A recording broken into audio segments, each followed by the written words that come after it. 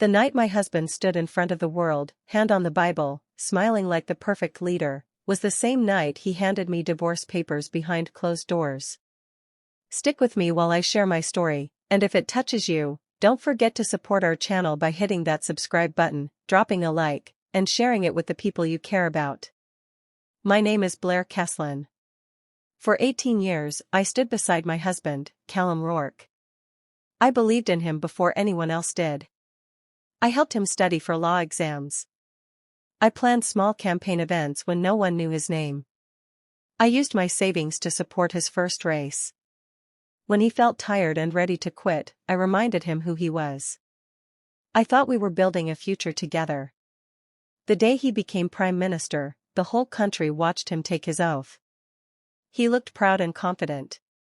When the cameras turned off, he looked at me like I was a stranger. Later that night, in a quiet hotel room, he placed a folder on the table. Inside were divorce papers. His voice was calm. Too calm. He said his advisors believed a fresh image would be better for his leadership. He said it was not personal. He said this was necessary. Necessary. After everything we had survived together, I was suddenly a problem to remove.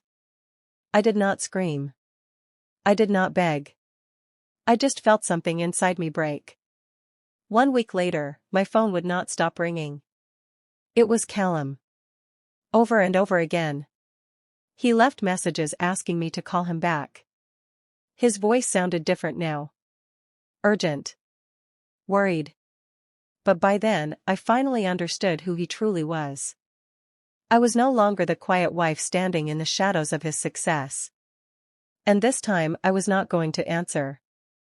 For nearly 2 decades, I carried more than the title of a spouse. I carried the weight of a dream that was not even mine at the beginning. When Callum struggled through law school, I worked extra hours to help cover tuition and rent. I balanced checkbooks at the kitchen table while he studied late into the night. Every bill paid felt like an investment in a future we believed we would share. When he decided to enter politics, I became his quiet partner in every sense. I organized small-town events, shook hands with strangers, and listened carefully to voters so I could help shape his message later. I sat beside him during long planning meetings that stretched past midnight, offering ideas, adjusting talking points, and helping him stay focused. Many of the words people praised him for were written at our dining room table, long before he ever stepped onto a major stage. My grandmother left me a modest inheritance. Without hesitation, I poured it into his first congressional campaign. It was a risk, but I trusted him completely. He held my hands back then and said, "When I win, we win." I believed every letter of that promise. As his recognition grew, something shifted. Invitations began arriving with only his name printed on them. Staff members who once greeted me warmly started treating me like a guest. Decisions were made without my input. I found out about schedule changes through others instead of hearing it directly from him. Public events felt rehearsed, almost artificial. Smiles were measured. Conversations were brief. Slowly, I noticed quiet conversations stop when I entered the room. Then I overheard the phrase that explained everything: leadership required a clean image. That was the moment I realized I was no longer seen as his partner. I had become an inconvenience he was preparing to erase. The evening of his swearing-in felt unreal.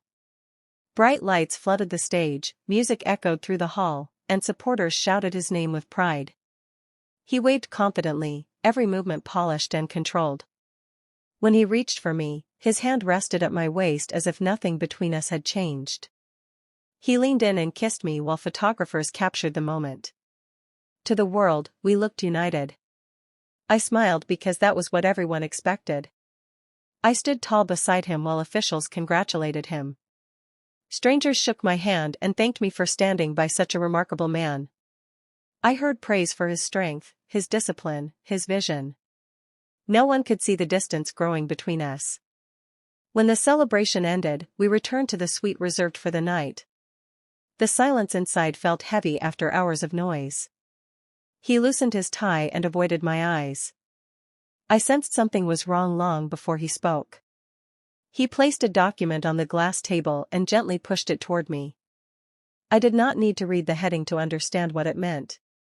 My chest tightened, but my voice stayed steady. He explained it like a business decision. He said my family history and personal connections might attract criticism. He claimed certain people believed his position required fewer complications. His tone was careful, almost rehearsed. He avoided saying anything that sounded emotional. I asked him if he truly believed that. He paused before answering. That silence hurt more than his words. Nearly 20 years together reduced to a calculation. All the effort, sacrifice, and shared struggle dismissed in a single conversation. He chose image over commitment. He chose approval over partnership. Standing there in that quiet room, I finally understood that the celebration downstairs was not the beginning of our future. It was the end of our marriage. It did not take long for the truth to reveal itself. Just a few days after the announcement, a new face began standing beside him at official gatherings. Her name was Sloane Whitaker. She carried herself with effortless confidence, always dressed in tailored suits that fit perfectly, her posture straight, her smile measured. Every photo captured her at the right angle, every appearance carefully timed. At first, I told myself she was simply part of his advisory team. But the pattern became impossible to ignore. She stood where I once stood. She leaned in to whisper during formal events. She accompanied him into rooms where I used to be welcomed. Their body language spoke louder than any statement released to the public. The realization settled in slowly but painfully. This separation had not been a sudden decision made under pressure. It had been arranged well in advance. Conversations must have happened without me. Plans must have been drawn while I still believed we were working through challenges together. I replayed recent months in my mind and began noticing details I had missed before: private meetings scheduled without explanation, trips extended for unclear reasons, guarded phone calls taken in another room. What felt confusing then now seemed deliberate. He had not simply ended our marriage. He had prepared a successor. Someone polished, unblemished, easier to present. Someone who fit the narrative his team wanted to create.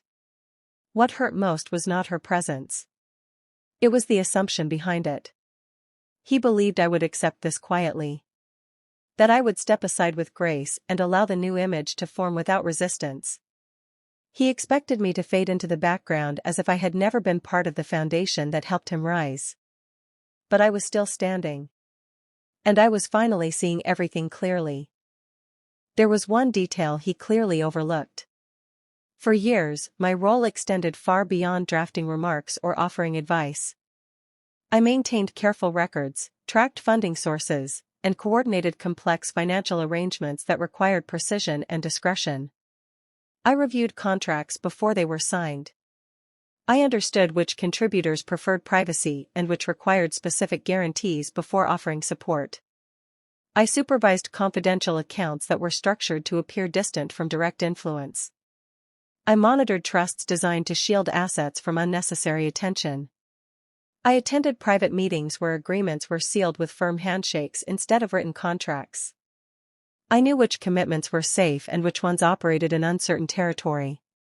Every number passed through my hands. Every transfer required my approval. I ensured compliance where possible and quietly resolved issues when lines blurred. I memorized patterns, recognized risks, and anticipated questions that investigators might one day ask. None of this was done with selfish intent. I believed I was safeguarding our shared future. I thought my efforts were strengthening the structure he stood upon. When he decided to remove me from his life, he assumed those responsibilities would continue seamlessly. He imagined I would remain cooperative out of habit or lingering attachment. He underestimated my awareness of the fragile systems holding everything together. I never wished to damage his career. I never planned to expose sensitive matters or create chaos. Destruction was not my goal. However, loyalty cannot survive without respect. Once that bond was broken, my obligation dissolved with it. I would not fabricate approvals. I would not sign documents without review. I would not intervene quietly to correct errors. I simply stepped back. Sometimes power lies not in retaliation, but in restraint. I chose distance instead of confrontation. I chose silence instead of revenge.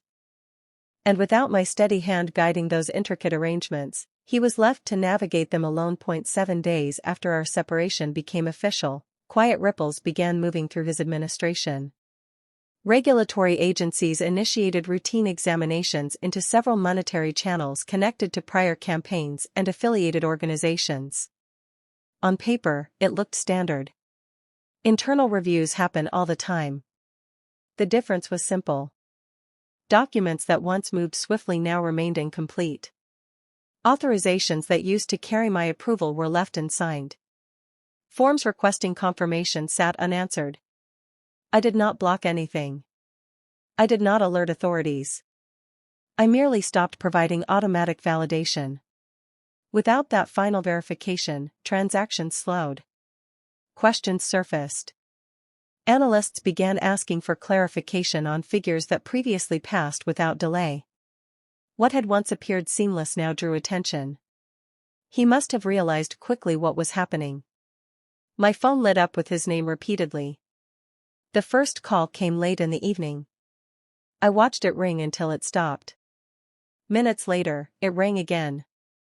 The attempts continued the next morning, then throughout the afternoon. Notifications stacked one after another. At first, his messages carried frustration. He demanded an explanation. He accused me of being unreasonable. He insisted that pending matters required immediate cooperation. I remained quiet. As days passed, his tone changed. The sharp edge in his voice softened. The confidence I once knew began to crack. In later recordings, he spoke more slowly. He mentioned pressure from advisors.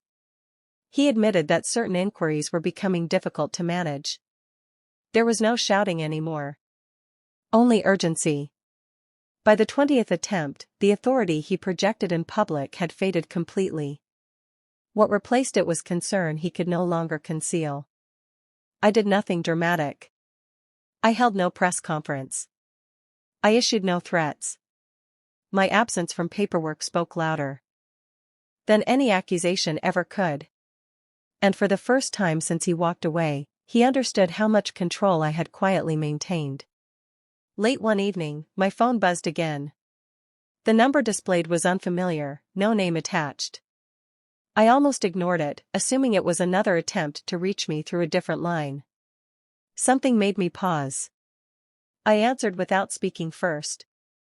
There was a brief silence on the other end. Then I heard him. His tone was unsteady, nothing like the competent figure who addressed large audiences with certainty. The firmness that once defined every sentence was gone. He did not sound irritated or demanding. He sounded unsettled. "I need you, Blair," he said quietly. "You don't understand what happens if you don't help me." The words lingered in the air between us. For years, he had been decisive, always sure of his direction. Now there was hesitation in every breath.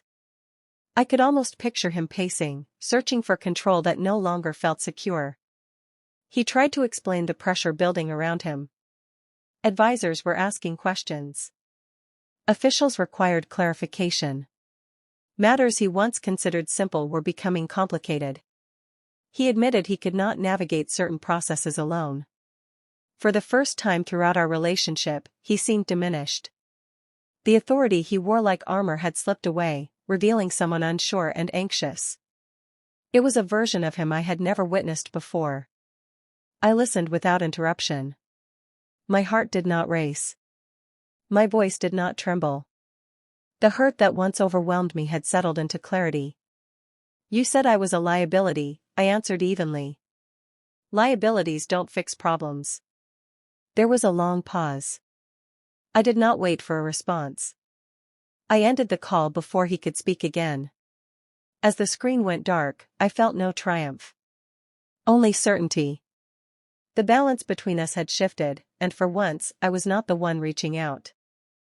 After that call, I realized something important about loyalty. It isn't blind.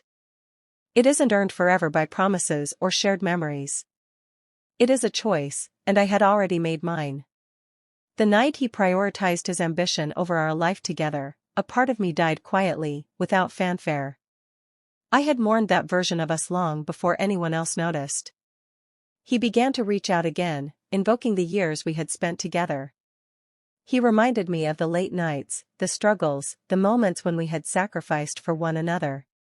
He spoke of love, of trust, as though those words could erase the decisions he had already made. I listened, but there was no warmth left. I understood that affection cannot survive alongside disregard. I did not respond with anger, threats, or exposure. I had no desire to humiliate him publicly. I was not interested in revenge through gossip or scandal. Instead, I chose the quietest form of power, absence. I withdrew my participation from every part of his world I had once managed. I stopped smoothing problems behind the scenes. I refused to intervene when mistakes began to surface. Every system, every procedure he had relied on me to maintain, began to show cracks under his hands alone. He would feel the consequences of his choices, not because I acted out of spite, but because I stopped acting out of loyalty. I watched as uncertainty replaced his confidence. Panic replaced control. Sometimes, the most effective form of retribution is subtle. It is the realization that the person you once considered untouchable can no longer count on your support. It is the quiet assertion that your value is not defined by someone else's ambition. I had given everything for years. Now, my silence carried more weight than any words I could have shouted. Withdrawal became my statement, my shield, and my power. And for the first time in a long while, I felt free. As the days passed, the pressure around him grew heavier. People who once supported him without question began asking for proof, clarification, and assurances. Donors who had contributed freely now hesitated, fearing complications they hadn't anticipated. Advisors scrambled, unsure how to handle situations that had always been quietly managed by me. Small cracks widened quickly. Meetings that used to run smoothly ended in confusion. Timelines were missed. Decisions that had once been seamless now faced endless delays and second-guessing. The systems he had relied on for stability faltered because the person keeping them steady was no longer present. I watched from a distance, never boasting, never interfering. I had no need to insert myself publicly. The mistakes were subtle at first, then obvious. It was not chaos born of malice but of absence, the absence of the guiding hand he had ignored for so long. Meanwhile, I focused on rebuilding myself. For years, my skills and insights had been used in the background, credited to him or masked by his image. I decided it was time to step forward. I founded a consulting firm under my own name, offering guidance to organizations and leaders who valued intelligence, integrity, and foresight. Word spread slowly but steadily. Those who worked with me came to respect the precision and clarity I brought to every project. They saw the strategies and decisions for what they truly were, reflections of my work, not someone else's glory. Recognition arrived not through spectacle or politics, but through results and reliability. I no longer needed to compete for acknowledgement. I simply existed in a space where my abilities were clear and respected. And while he struggled to maintain control, I quietly built something lasting, something untainted by ambition or betrayal. For the first time in a long time, my life felt fully my own, and the weight of the past no longer defined me. Weeks later, my phone rang once more, though this time it went straight to voicemail. The message was brief, hesitant, and unlike any call I had received from him before. "I made a mistake," he said, his voice low, almost uncertain.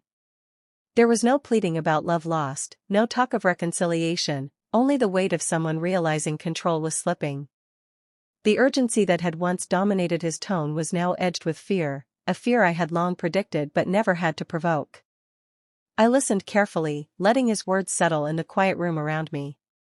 For years, he had acted as if every achievement belonged solely to him. Every handshake, every policy, every success, he assumed my presence was invisible, my influence secondary. Now, in that moment, it became clear he understood too late.